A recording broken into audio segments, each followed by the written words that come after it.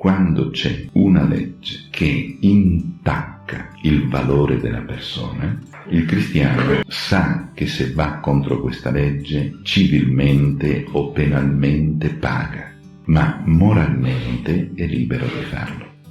Noi invece siamo cresciuti in un ambiente dove molto spesso la legge civile corrispondeva alla legge morale e andare contro la legge civile lo abbiamo abbinato a un senso di peccato, mentre invece dovremmo saper distinguere le due cose. Altro è la legge morale, altro è la legge civile. La legge morale ha di mira conservare, custodire, rispettare i grandi valori, i quali a loro volta poi custodiscono e rispettano le singole persone.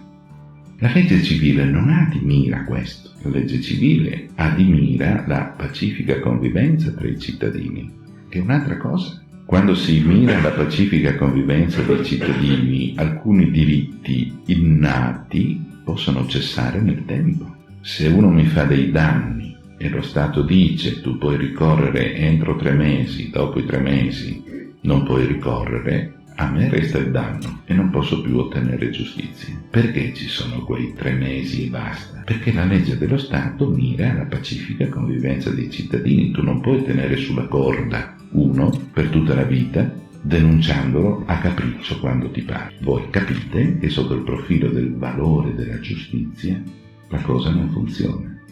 E quindi notate che la legge dello Stato non ha come fine primo il valore, ma ha come fine primo la pacifica convivenza dei cittadini. Se avesse come fine primario solo i valori, staremmo freschi. Perché il problema è i valori di chi? Del cristianesimo, del laicismo, dell'Islam.